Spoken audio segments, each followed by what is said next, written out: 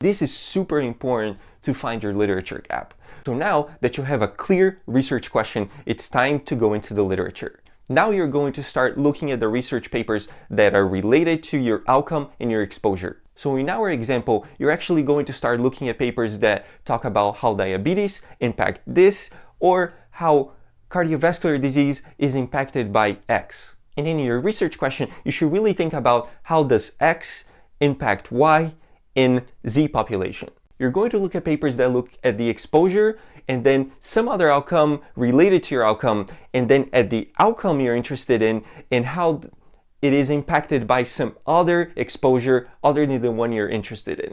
So for example, in our example of diabetes and cardiovascular disease, you're going to look at papers that look at diabetes and how does it impact other outcomes, and then you're going to look at papers that have cardiovascular disease as an outcome and then look at different exposures, other factors that might impact cardiovascular disease. For example, how does hypertension impact cardiovascular disease? And then you're going to find papers that look at how diabetes impacts other outcomes, for example, hypertension control. So after you found these papers, and my recommendation is to put them all in a citation manager. After you've collected all of the papers or most of the papers that talk about these two things that have related to your clear, well-defined research question, now is the time to actually start reading the papers. So as you read the papers, I actually recommend you creating an Excel spreadsheet that has the population, the year that the study was published, in which journal, and then different sections like the exposure, the outcomes,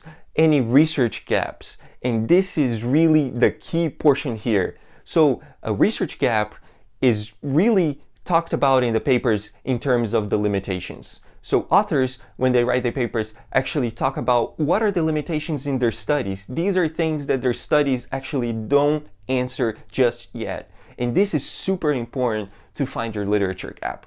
So as you look at the papers, go through paper by paper, identifying what are the limitations on the paper.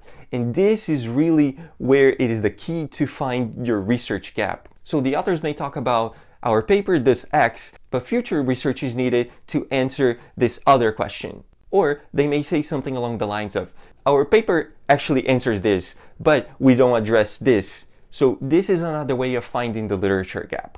And look at the link below. I'm actually going to put the Excel spreadsheet that I use to organize the papers as I do the literature review. Step number 3. It's actually going back to your clear, well-defined research question and actually making any adjustments to it.